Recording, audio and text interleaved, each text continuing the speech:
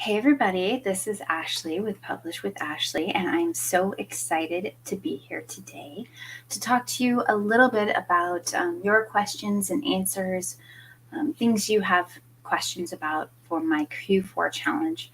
So I am going to start out with what questions people had. I just went through some of the comments on YouTube and Facebook and things and tried to come up with some questions. So I have something to start with until you guys get some questions. So please type in your questions and so that I can tell you what they are. But anyway, I'm Published with Ashley, and I talk about low content books and how to make money online, particularly Amazon and low content books. But I do Etsy as well, which I think I'll be talking about more, and merch as well, merch by Amazon, if you haven't heard of that. So overall, please like and subscribe to my YouTube channel. Overall, I had a lot of compliments on the Q4 challenge, and my idea was really to get you thinking about something and something different. Instead of, I know everyone's like, publish hundreds of books, but that's probably not doable at this point in time. But I think 10 well niche down books that you can kind of craft and focus and market is really a good plan for Q4, because it's doable, and it's also something that will focus you and help you learn the skills you need to really be successful in this business, as far as trying to create a brand and create customer loyalty and that sort of thing. And I think if you think that way, it's a different way of thinking, and it's definitely a different way to do KDP. Then you're gonna learn what you need. I kind of wish I knew this. I kind of knew it, but when I started, but it was, I don't know, hard for me to wrap my head around, right? So if you just start and try, and even if you don't succeed before Q4, it doesn't matter, because you're going to be building something for the future. And I think that's kind of the important thing. You need to build towards the future. Okay, so that was kind of Q4. I got a lot of compliments. Thank you, everyone, for watching, complimenting, for commenting, and all that sort of stuff. I'm really glad it was useful and helpful to everyone. All right, so hey, Sydney, good to see you too. All right, so thank you for coming live. So questions. I had one question, which I think I should definitely address, is A+ Content Marketing, and they were confused as to what marketplace to use. You can use A+ Content Marketing on any marketplace that you have a KDP marketing account. So I have one in the UK and .com, because those are the ones that I sell the most books in.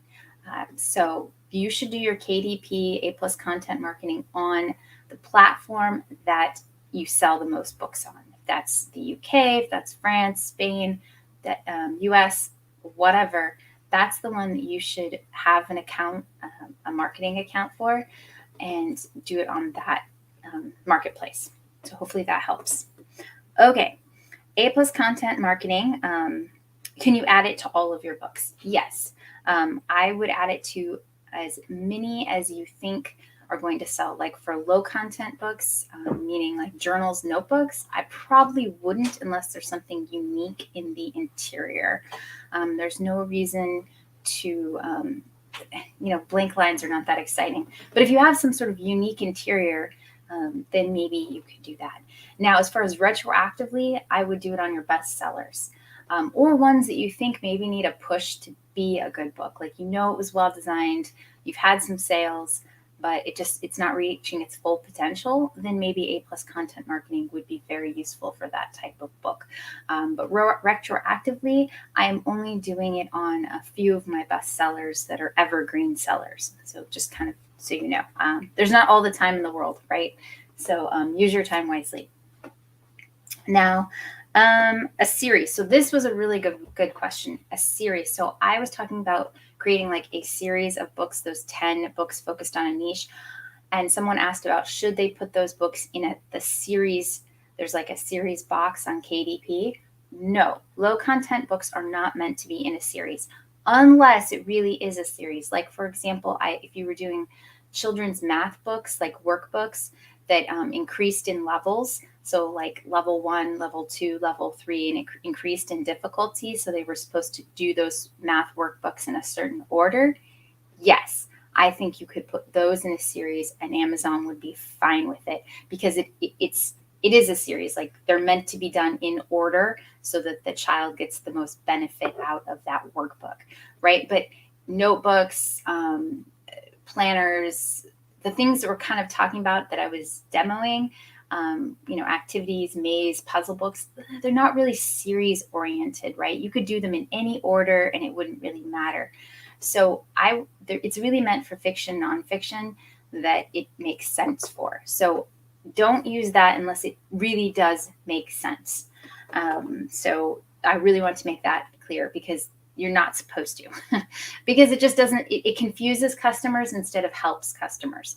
So that's why I think, unless you really have a reason, don't use it for your low content books, the series box in KDP. But I was trying to use series as like a visual example to kind of help you. And I didn't realize I was being confusing. I'm sorry. Let's see. I think that was all the questions that I kind of came up with going through. Like I said, there was a lot of compliments. Thank you. I really appreciate that. All right. So there is a comment or question from Chris. And he says, I was just about to ask whether A+ content should be used for composition notebooks. Oh, yes, I answered that.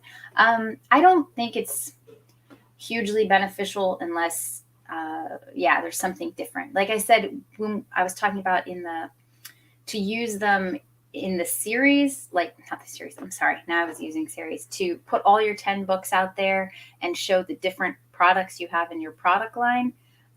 Maybe you could do that for those notebooks. But that's like really, I think, the only thing you kind of want to do. But just if you're doing notebooks just to try a notebook or try a niche, then I don't think so. I don't think it's worth the effort. If it becomes a big seller, I mean, go for it, right? It's not going to hurt if it becomes a big seller. But until you know if it's a viable product, a big seller or sells, you may just not want to put in that effort. Okay. Have you used a QR code from Author Central in your books? I have not, but I've made my own. I know that's a new feature in Author Central, but before that was a thing, I've actually made a QR code for my own. And I do use QR codes in my books.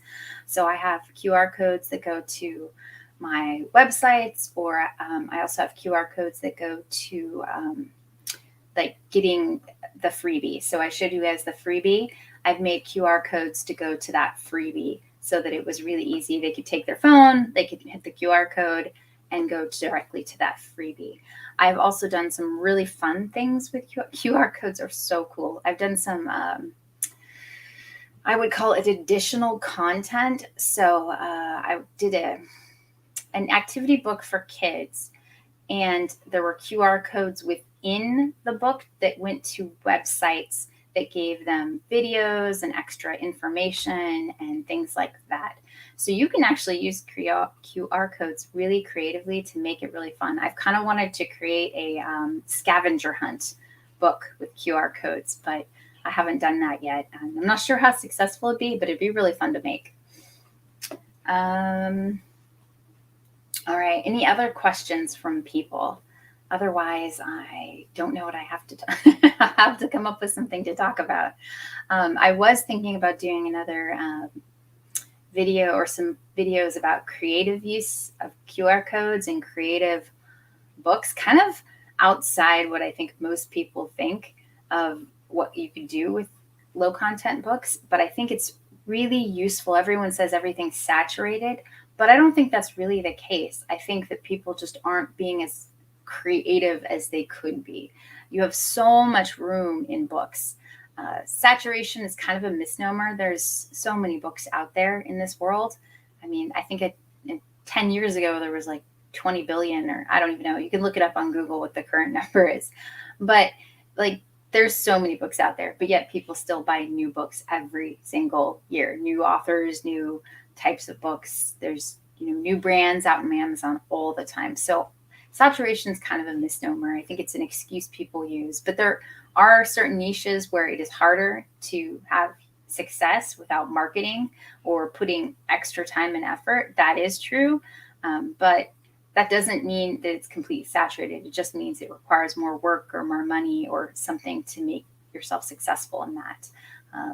All right, so let's see, more questions. As an aside, how is your Affinity Suite learning going?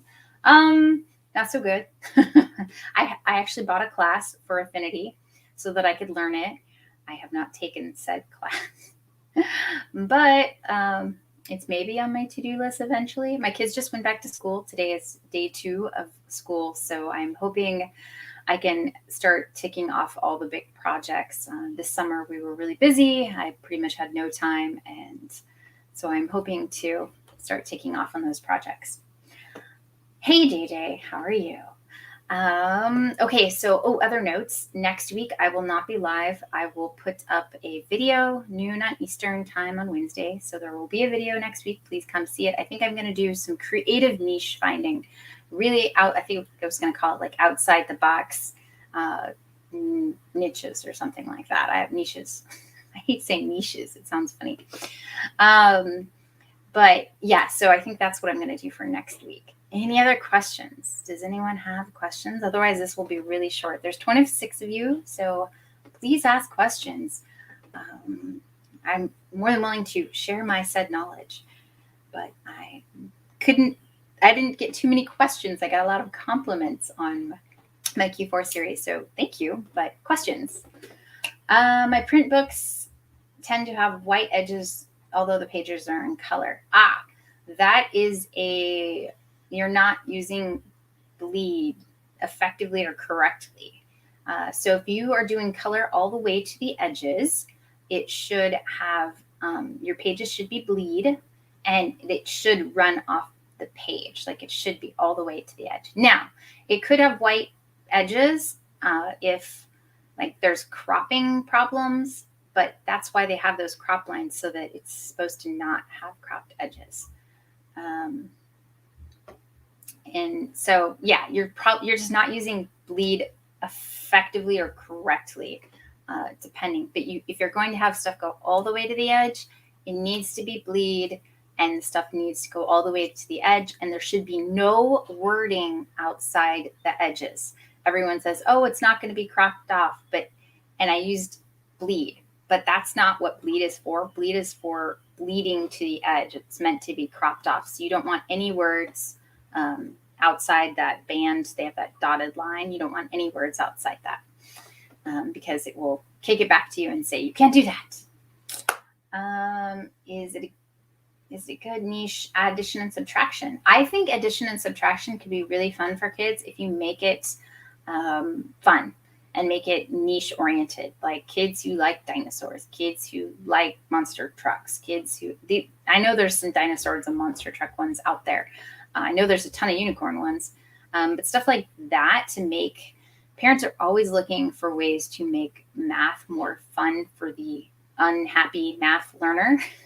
And if they get something that they can do that captures their interest and uses math, parents really are drawn to that because they don't have to fight with their kid to do math.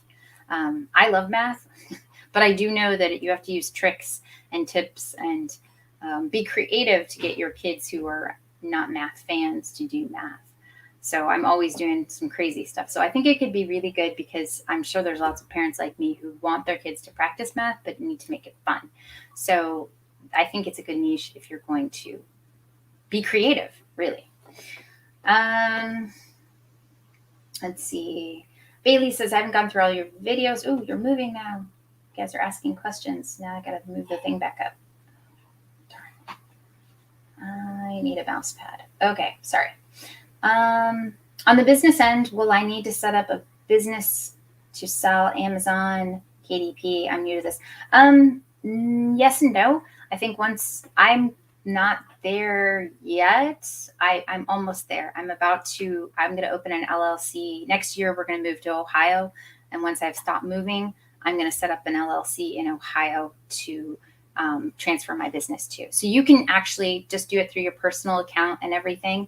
And then once you decide to set up an LLC or a business or whatever, you just have to communicate with KDP and change it.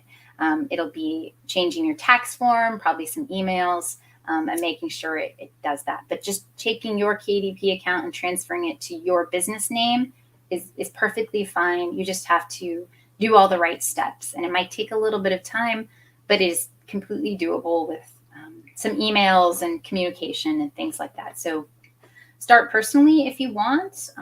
If you want to start with a business right away, that's fine too. Just, I was moving a lot, and so I was going to have to change the LLC all the time, and I didn't want that hassle. So I just paid more taxes than I probably should, because that was actually easier for me, right? Everyone has their own thing.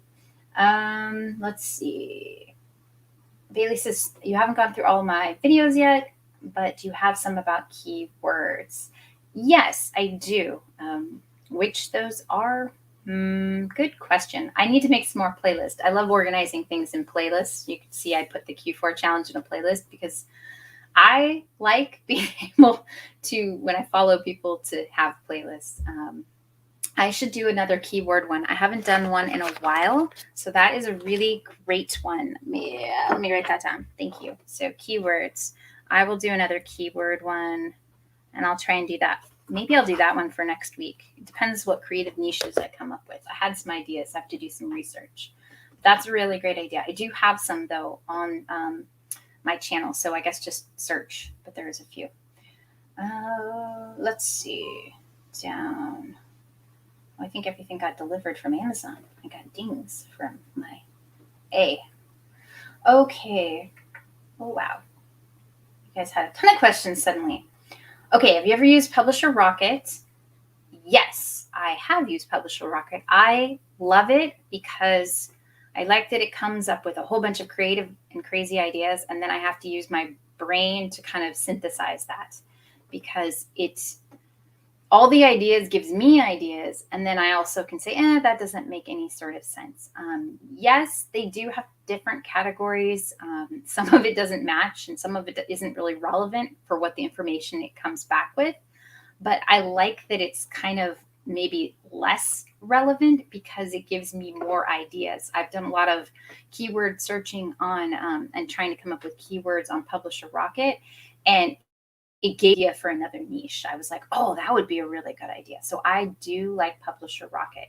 I don't have an affiliate link. I probably should figure out if they have an affiliate program, because I really do like it. And right now it's one-off payment, so that's nice. Thanks for the ideas on Pinterest. You're welcome. I don't know which one that was, but Pinterest marketing. Yes, you're welcome. There's a lot to Pinterest. I have a whole Pinterest playlist. Let's see. I have a brand on KDP, but don't have money for ads, and it's growing slowly. Is there another way to grow faster? Free marketing? Amazon. I would have to say Amazon ads is the fastest way to make things grow, and you don't have to make it expensive. The more specific you are in your creation of a product that it's for a specific audience, the cheaper it is to actually advertise on Amazon.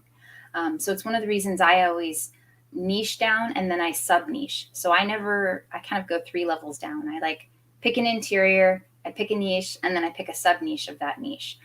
Because the more specific you can be, the more you can target on Amazon ads, and it's much cheaper. Mine tend to be 10 to 15 cents per click, and I do really well.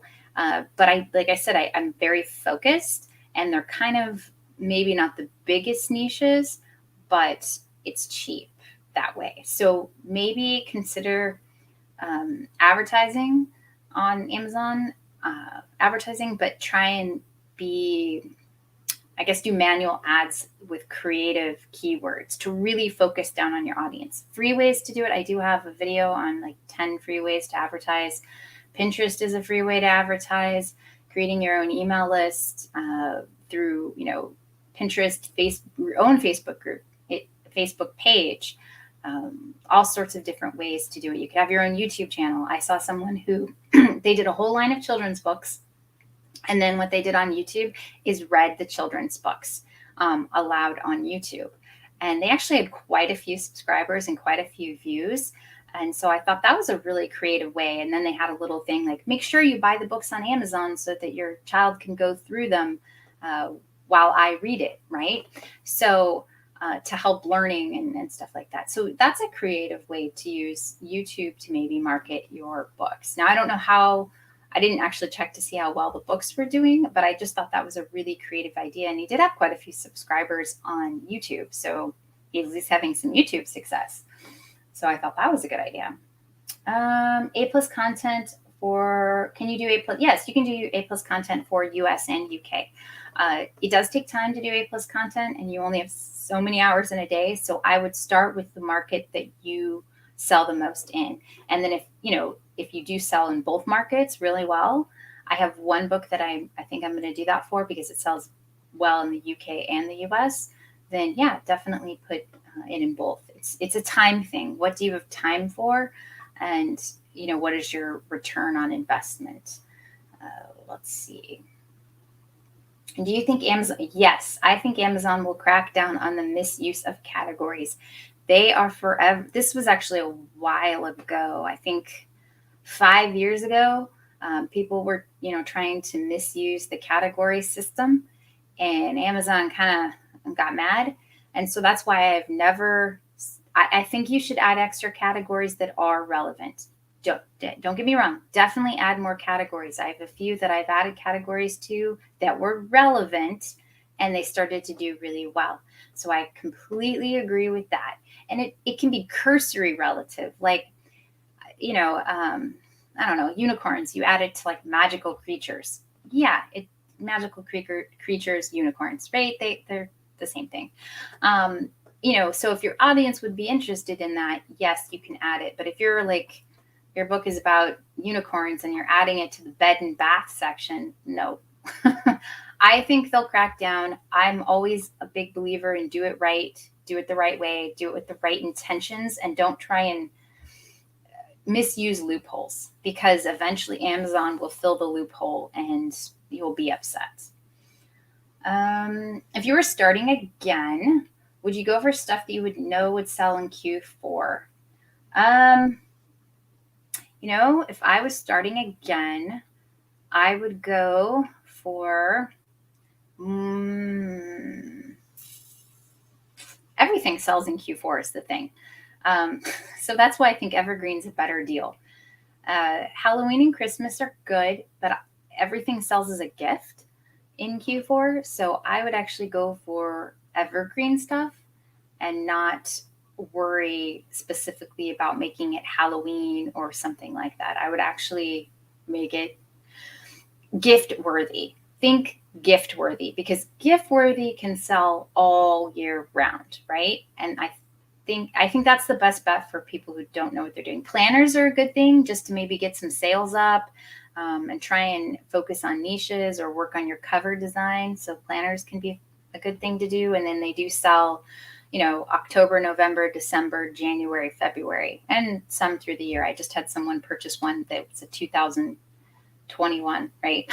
So I guess they're late on the party, but not too many at this point in time. So yeah, I would do evergreen just because everything sells. So think gift worthy. Think that way. If you think gift worthy, I think you're better off, because that will sell all year round and it will sell in the Q4 timeframe. Do I recommend adding categories to all my books? It's a time thing, right? I add extra categories to ones that I know it will make a difference on. No content, low content notebooks. No, I just add the 2 categories and call it good, unless it starts to sell. I do have one that sells really, really well, and I added extra categories to that one. But yet again, it's a time thing. Start off kind of, if you spent more time in the book, put more time into marketing it, meaning add the extra categories, add the A+ content marketing, add all the extras, because you spent extra time in the book. So that will give it its best chance of success. If you spent, 20 minutes on a notebook cover and you called it good, probably not. So think of it that way. Think about it. How much investment did you put in it for your time? So how much investment should you put in it for marketing? And that's kind of what I think.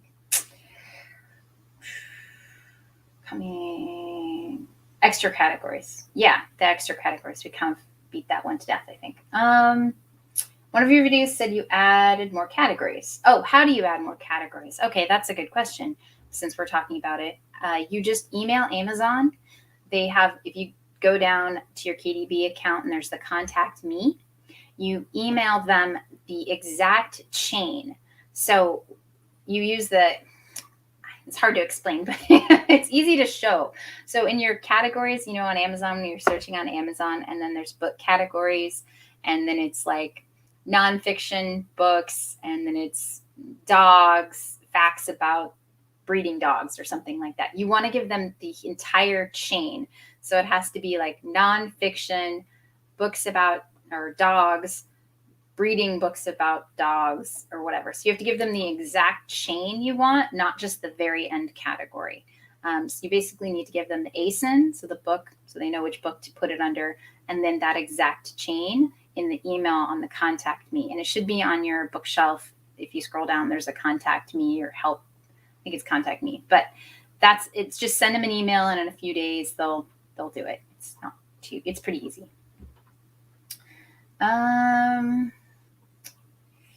Let's see. Tried ads for a month and your product is very specific. Is there an audience for it? Is your audience on Amazon? Everyone's on Amazon almost, but sometimes there aren't ads on Amazon. A lot of times if I'm advertising something and it's not selling, there's a few reasons. One, maybe I didn't I'm not hitting the niche well. I had that problem with a book. Like, I thought the cover worked, but it just didn't work. It didn't work for the audience I was trying to aim at. So I redid the cover and tried again, and it seemed to work. So you can look at, if you're getting clicks, your cover is attractive. If they're not purchasing, it's because you don't have a good enough description, and maybe A+ content marketing might actually help in that case, right? So if you're getting clicks and no purchases, that might be, it's the description. They're not, it wasn't what they thought it was when they clicked on the cover. So another thing is I've had problems when I was using the wrong keywords. Like, I thought I was attracting a certain market and it wasn't working. And then when I changed my keywords I used a trending topic, that I knew my audience was searching for, that trending topic, the ad started working. The unfortunate thing about ads is it's an art and a science. There is definitely some numbers and tracking and things, but it's a lot of trial and error until you figure out what clicks with your audience. So if those aren't working, you can definitely try some free methods, but I don't know how. It depends on your niche, if people are on YouTube who are into that niche. So you kind of got to see where your audience is and decide what type of marketing might work for them. I'm sorry. It's hard to tell. Okay. What is the best tool you've used to find strong keywords? My brain. No, really. Actually, I use Amazon a lot. I like combining my brain, Amazon, my brain, and then I use BookBolts and I use Publisher Rocket.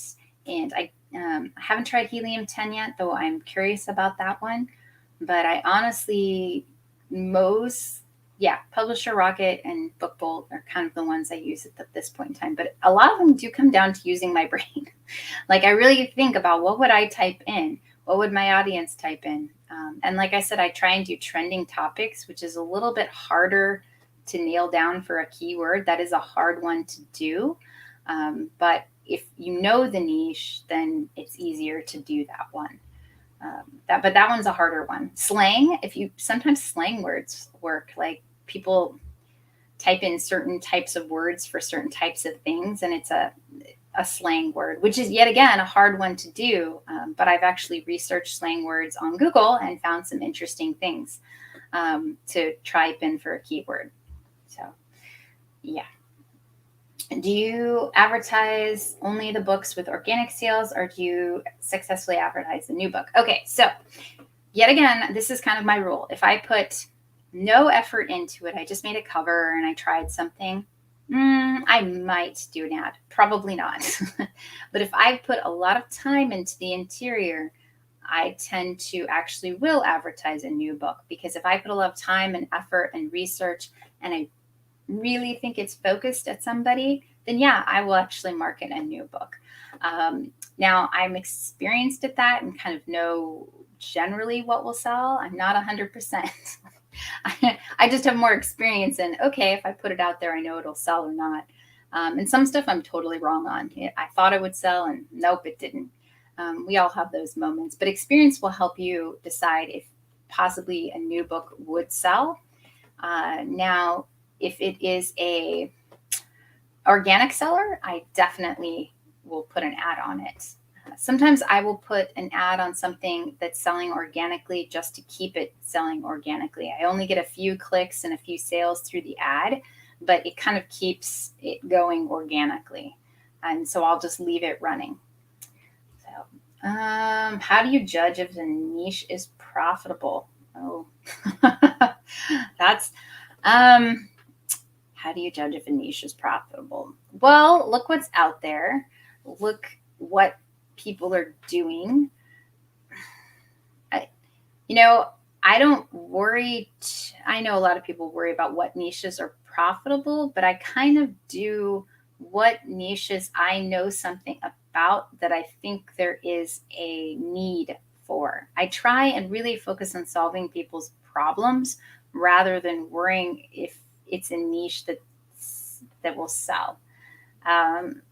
Because I think if the more creative you are and the more effort you put into really creating something new and different in that whole research process, in that you're going to create something that will be unique and will be profitable. And you get better with that at time, is deciding what is good to put your effort into and what isn't. And that is kind of a trial and error because we all have different skills and different successes. But how do I determine? Mostly I look and see if there's people out there purchasing it, right? I've come up with a few crazy niches that nobody is purchasing it because it doesn't exist. It's something completely new. And I've put it out into the market and it's sold, but it's not selling well. And I know it's because it's something new and different. So, that's hard to, I'm probably going to put some ads on something like that. I have to probably do some educational thing. I created a YouTube channel. It's not very filled out, but I did create a YouTube channel to try and put some videos of how to use the product to try and get some recognition for it. But no, it's not profitable yet. It was a good idea though.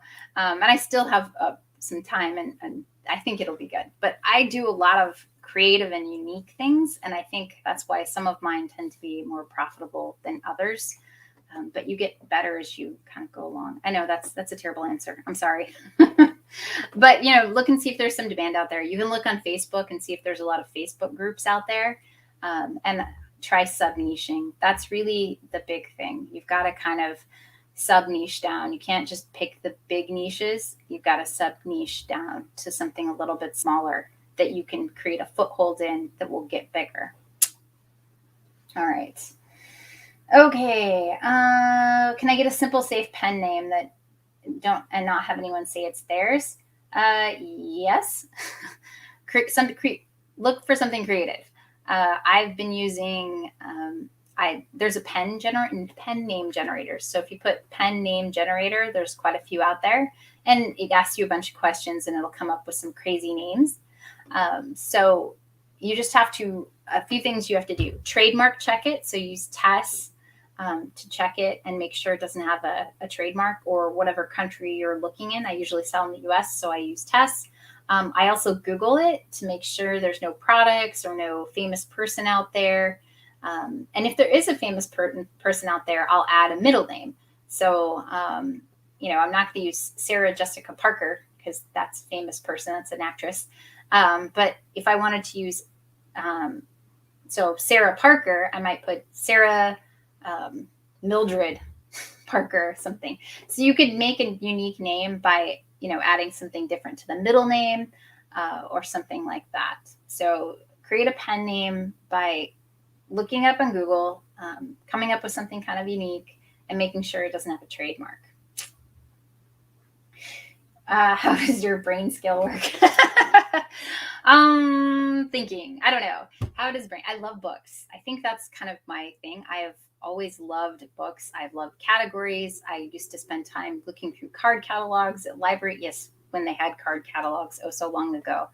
So I think a lot of it, I think about books. I love books. So you have to, if you really want this business to work, you have to develop a love for books and a love for researching and figuring out what things people like and what people things don't like. And my biggest tools I use are really Google and Amazon. Like those are the two biggest things, which are free.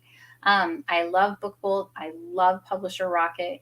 But I have to say most of my research, most of what I determine if I'm going to use it or not is based upon kind of doing some literally Google research and seeing, if there's a million, groups out there or web pages, or if there's a big interest. Something I'll also check, here's a hint that's kind of different that I kind of have been trying. I look on Etsy to see if that topic is selling. So I kind of said this in when you're doing your research. So I look on Etsy, and if it's camping or whatever, so camping journals or camping t-shirts or something like that, I'll put it into Etsy and see what comes up, camping printables. And then I'll see what comes up and see if they have lots of sales. Lots of reviews, because not all the stores will tell how many sales they've had. But if there's a lot of stores that have a lot of reviews, then I know it's a pretty popular niche. That's actually something why I did that new product I was talking about on Amazon. There's quite a few of them on Etsy, but there was absolutely none on Amazon. So I think it has the potential to be a good seller on Amazon. It's just that people are looking for it right now on Etsy instead of on Amazon. So I've got to educate people that it's on Amazon now too. Right. So that's my challenge on marketing that product. So you've got to decide, what are your challenges? Finding a new niche is good, but it may be hard to educate people that they don't go to Etsy for it. They have to go to Amazon for it or can go to Amazon for it now because you've created something. But yeah, doing that. I also Pinterest. I love Pinterest because I like the pictorial view of Pinterest and seeing if there's tons of pins on that subject. If there's a ton of pins on that subject, then it's probably a popular idea. Sorry, I need some water. All right. Ooh, so many questions. Tell us about your weekly plan in publishing. Oh my gosh, so many, nothing lately. I have not done any publishing and producing lately. So usually what I do is for Q4, I'm not going to have 100. Well, okay. So I'm planning on, it's 4 unique interiors, 5, I guess, with the planners. So I have 4 unique interiors that I'm putting 2 different covers. There's like a male version and a female version. So that'll be 8 books. So there are 4 unique interiors, 8 books, because like the female version of it has fluffy flowers and stuff in it, and the male version is very plain. And they're each of those interiors is going to take me about 2 weeks to complete. So 8 weeks. I'm hoping actually it's going to take 6. I need to focus and get it done in 6 because I want them published in October. And I already created my planners. So I'm just going to do about 20, 30 very niche specific planner covers and put those out. So I'm literally probably putting 8 plus 20. I'm putting like 30 products out into the world for this Q4. So I am not putting out hundreds of books. I am literally going to try and just do what I know is going to work. So the 4 interiors are a really specific niche. They're really detailed interiors, and I already have an email list. So I've been building this email list for about 2 years now. So I'm going to put that out there. And I started my email list with 0 people, 0. Okay. So don't think that you can't, start an email list. It might take a while to build some momentum. But 2 Q4s ago, I didn't have an email list at all. And last Q4, it was like really tiny.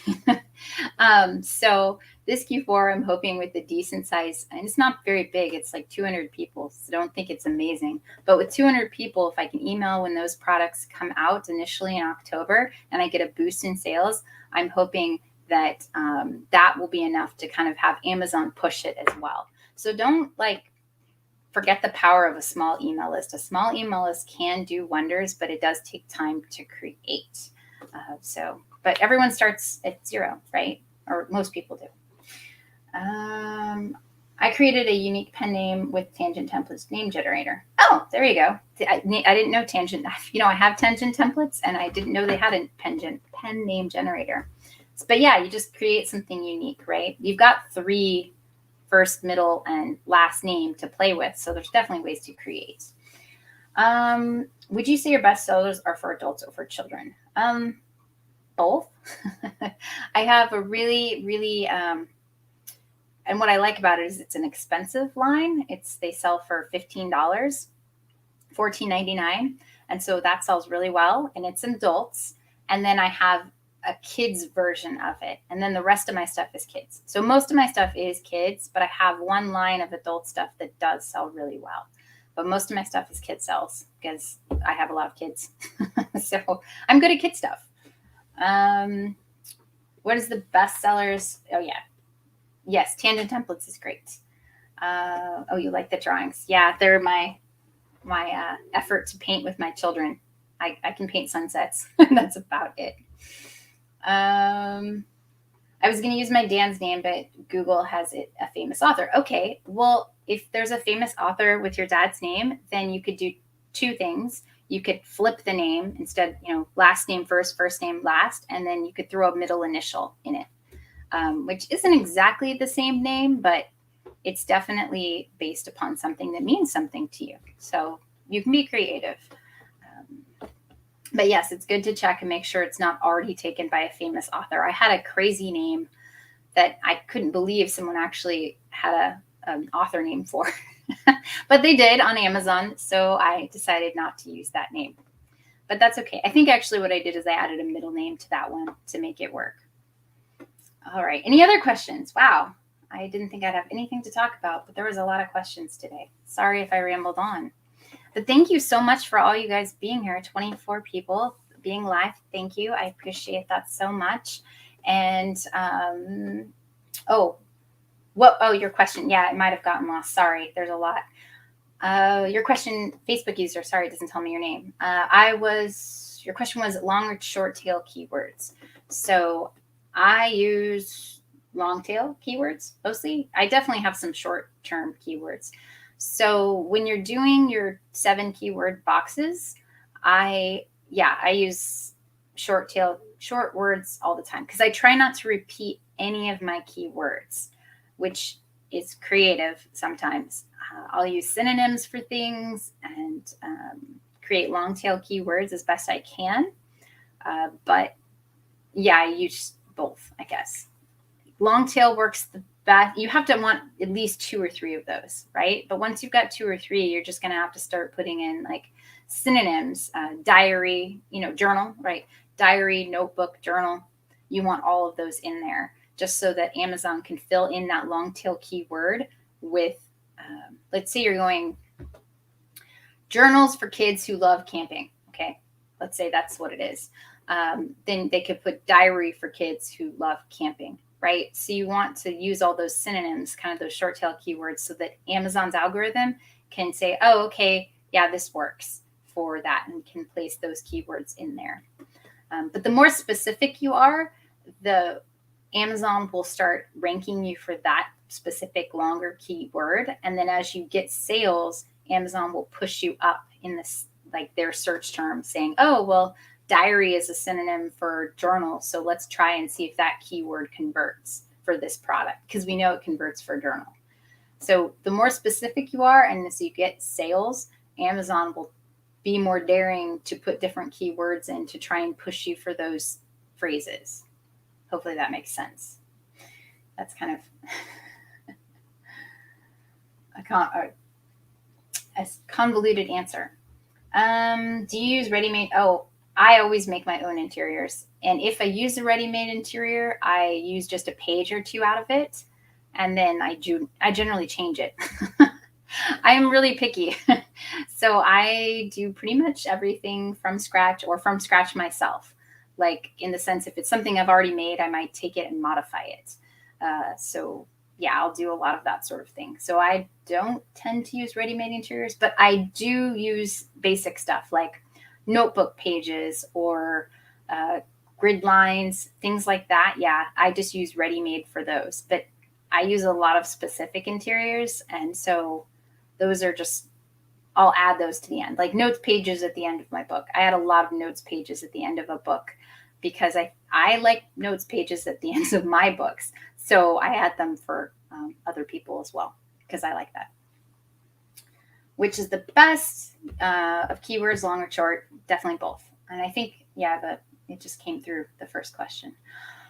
All right. Well, it is 12:47. Thank you all for being here. It's so amazing to have you. I need to get going. So I will see you next week, not live. I'm going to put in a video. Maybe I'll do it about keywords, or I still want to do that creative out of the box niches because I have some really crazy ideas that I'm happy for people to try out because why not? Pricing methodology. I just look at what's out in the marketplace.